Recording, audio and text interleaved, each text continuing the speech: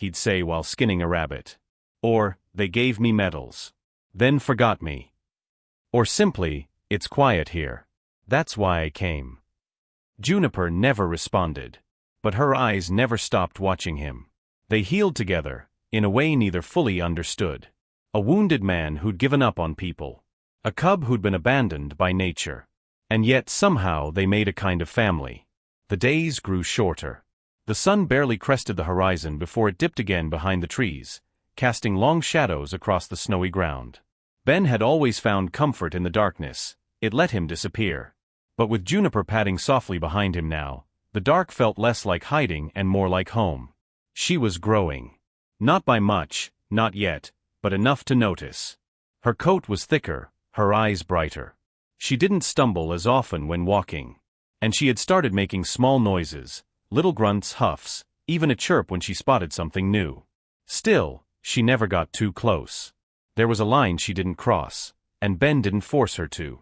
He understood. Trust, once broken, takes time to rebuild.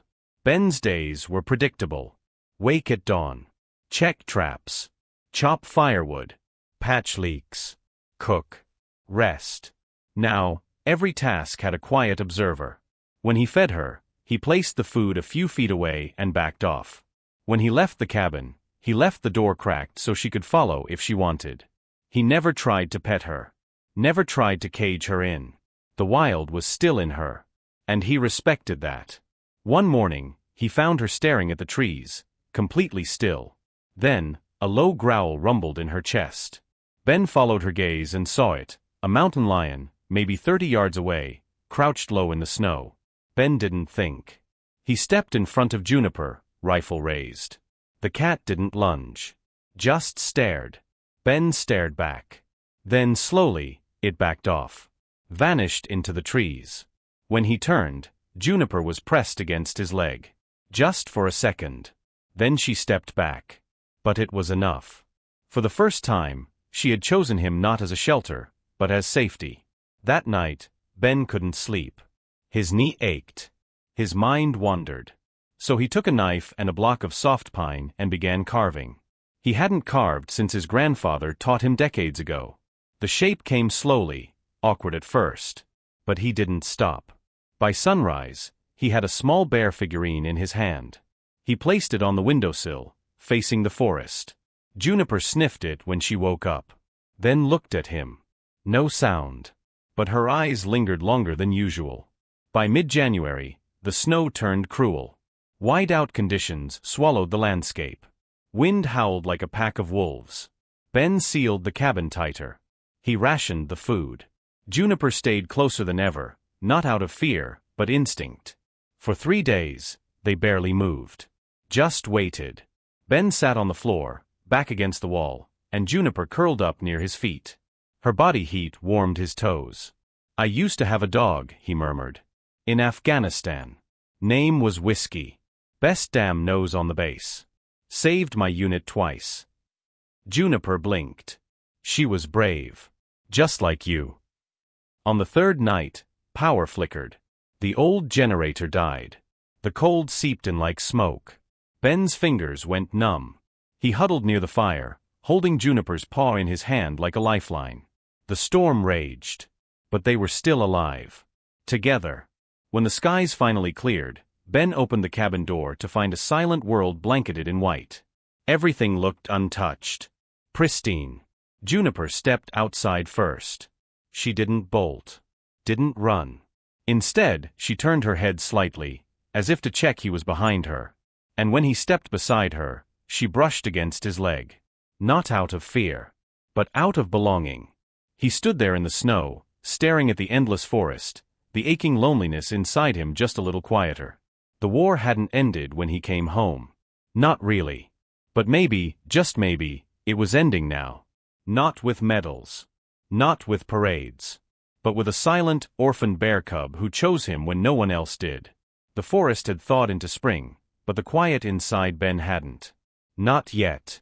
He stood in the clearing behind the cabin, splitting logs with the precision of someone who needed distraction more than warmth. Juniper sat nearby, now nearly the size of a large dog, watching intently with her head tilted. She was still quiet, but her eyes were always active, alert, intelligent, studying the man who had unknowingly become her world. One morning, Ben woke to find Juniper missing. His heart leapt into his throat.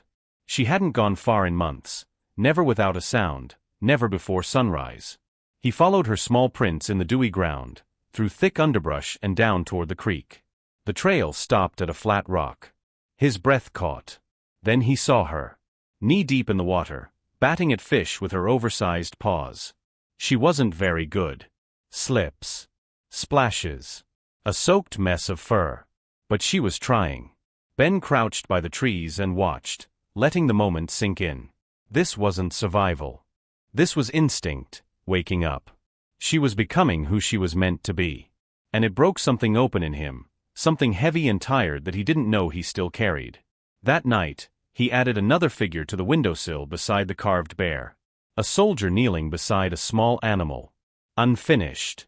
Still rough around the edges. Just like both of them. One evening, thunder rolled through the mountains and lightning struck too close. The fire pit outside sparked high and angry, and Juniper bolted inside, wide-eyed, ears pinned back. Ben saw the panic. And then, he saw himself. That same look had haunted his face in hospital mirrors. The kind you get when loud noise becomes more than sound, when it becomes memory. He didn't say anything. He just sat down on the floor beside her, legs crossed, arms resting gently in his lap. Juniper watched him from the corner. Slowly, she inched closer. And for the first time, she placed her head in his lap. The fire outside crackled. Inside, something healed. By May, the snow was gone.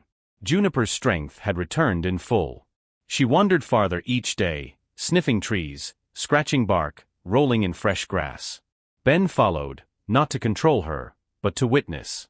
Once, she found a fallen log buzzing with insects and smacked it so hard that her paw got stuck in the bark. She yanked back, startled, then grunted at him as if embarrassed. He laughed, a real laugh, the first in years. But the forest held lessons for them both. They discovered an old snare trap one morning, rusted, sharp, deadly. Juniper moved toward it, unaware. Ben shouted. Instinct. She froze. He limped forward and disarmed it carefully, showing her each step. That day, he buried 3 more traps. And Juniper began watching the ground with more care. One foggy morning, Ben found Juniper standing still, ears perked. He followed her gaze to a black bear, large, wild, and wary, watching from across a stream. Juniper didn't move. Neither did the other bear. Then, with a soft grunt, it turned and disappeared into the trees. Juniper watched it go, her body stiff but not fearful. For the first time, Ben saw it clearly. Juniper didn't belong to him. Not really. She belonged to the forest. But the forest had given him time with her. And that was enough. Back at the cabin, Ben built a fire and sat on the porch. Juniper lay nearby, head resting on her front paws. You're gonna leave someday, he said softly, not to accuse, but to admit. Juniper didn't respond. But her ears twitched, like she heard something deeper than words. You'll find your own path. You have to. That's how it works. He exhaled, rubbed his knee, and looked up at the stars beginning to appear. But thank you for walking part of it with me. Summer arrived quietly. The forest turned from gray and white to every shade of green. Birds returned. Rivers swelled with melted snow. And Juniper had become a bear. Not a cub. Not helpless. Not afraid. She was tall at the shoulder now. Strong. Confident. Her fur was glossy in the sun, her limbs solid with muscle. And Ben, though still limping, could feel the change too, not in his body, but in his heart. The cabin no longer felt like a place to hide. It felt like home. They had their rhythm. In the morning, Juniper would vanish into the trees. Not far, just far enough. She always returned before dark. At night, Ben would light the fire, fix whatever needed fixing, and sit on the porch, waiting for her shadow to appear between the trees. Every now and then, she would bring gifts, berries, a stick, once even a squirrel she had tried to catch. It got away. Barely. Ben never touched what she brought. But he always thanked her. It mattered, this silent understanding between them. Then came the day she didn't return. Ben waited. Watched the woods. Night fell. No sign of her. He didn't panic. Not yet. She had roamed before. But by the second night, the silence cut deeper than the wind. He walked the trails. Left food. Whistled, though he knew it meant nothing. 3 days. Nothing. The pain of loss, the old pain, returned like a storm. Had she gotten caught in a trap? Attacked by something larger? Had she simply chosen the wild? And why did it feel like losing a friend? On the 4th morning, Ben stepped into the clearing near the stream, the place where she'd learned to fish. There she was. Standing by the water. She turned when she heard his boots crunching the grass, then huffed softly. Not a growl. Not fear. Just acknowledgement. Ben didn't move closer. And neither did she. For a long time, they simply stood, a stream between them. Then Juniper turned and walked into the trees. And Ben knew. It was time. Back at the cabin, he carved one last figurine, a large bear standing tall, a smaller human beside it, both facing the same direction. He placed it on the windowsill between the soldier and the cub. Then he packed up the last of the venison. He left it in the clearing where she had stood. He whispered, "Thank you," and went home. Summer passed. Then fall. The leaves changed, and the wind carried that early scent of winter again. Ben didn't expect to see her. Not anymore. But he didn't forget her, either. He still caught himself setting 2 bowls instead of 1. Still looked for paw prints in the frost. Still paused before starting the fire, as if waiting for a companion to shuffle in and sit beside him. It was the first snow of the year when he heard it. Not a knock. Not a cry. Just a presence. He opened the door. There, standing at the edge of the trees, was Juniper. And she wasn't alone. Behind her, 2 small cubs tumbled through the snow, clumsy and curious. She nudged one forward. Then the other.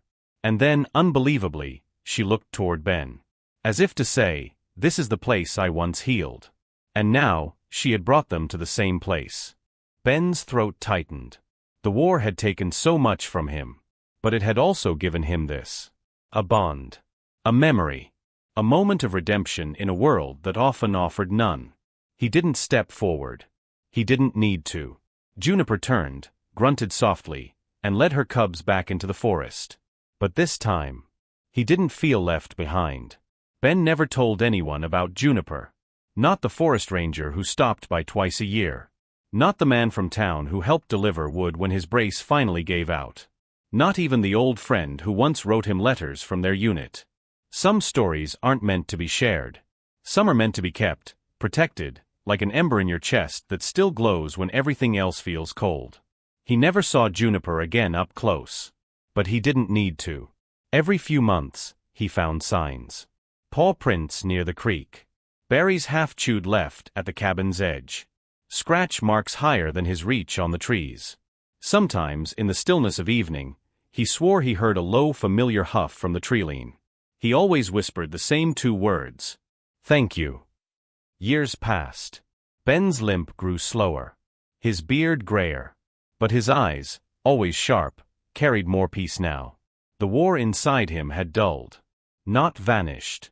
But softened, like an old scar you no longer flinch from. He began carving again. For real this time. Bears. Soldiers. Trees. The cabin. Each figure with meaning. Each detail a memory. He sold a few pieces to passing hikers. But most he placed on the shelf, or left tucked into tree hollows for strangers to find. His favorite?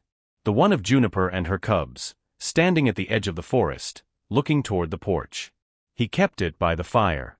One autumn, a knock came at the door. A real one this time. He opened it to find a young woman, wrapped in a ranger's coat, holding a clipboard. She looked startled. "You must be Ben. You've been here a long time." "Long enough," he said, smiling softly. She pointed down the trail. "We're expanding the sanctuary border. There's a den out near the old ridge with a tagged bear. Female. Comes back every few seasons. Very protective." Ben nodded slowly, heart thudding. "Has a pattern," she added. "Always leaves food where the fire ring used to be." never takes what's left by humans. It's odd behavior. Ben didn't say much. Just looked past her, toward the trees. The ranger tilted her head. You okay? He smiled gently. I'm fine. After a moment, he added, she's not odd. She's just remembering. Ben didn't fear the cold anymore. He'd learned that winter didn't always mean death. Sometimes, it meant rest. He stayed in the cabin that last season, his fire always lit, his tools always nearby. He carved more in those final months than he had in years. Then one day, in early spring, he didn't get up. He lay in his bed, the fire still flickering. The soldier. The hermit. The man who once thought he was broken. Gone quietly. Without pain. Without fear. But his story didn't end there. The ranger returned a week later, bringing supplies to trade. When Ben didn't answer, she let herself in and found him, peaceful, blanket pulled to his chest, and beside him, a wooden carving left on the windowsill. A man and a bear. Facing the forest. She buried him beneath the tall pine near the cabin, where a handmade wooden marker stood. And every year after that, without fail, she noticed something strange. A small pile of berries left by the grave. Sometimes fresh fish. Once, even a shiny rock. She never saw who left them. But deep in her bones, she understood. And far beyond the trees, in a den nestled high in the cliffs, Juniper lay curled with her grown cubs, the moonlight pouring in. Her eyes were old, but alert.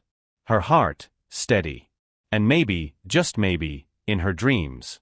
She walked once more through snow beside a man with a limp, toward the warmth of a cabin where silence wasn't loneliness. It was love. In a world where pain can harden hearts and silence can feel like a prison, sometimes the most unexpected bonds become the ones that save us. This story reminds us that healing doesn't always come from people. Sometimes it comes from nature, from connection, and from simply being seen. Ben and Juniper never spoke a word to each other, but they shared something deeper: trust, loyalty, and the unspoken understanding that love isn't always loud. It's often quiet, patient, and wild. Whether you're a wounded soldier or a lost cub, whether you've been forgotten by the world or left behind by life, there is still hope. There is still a chance to begin again. And sometimes the thing that saves you has fur, sharp claws, and a heart that remembers.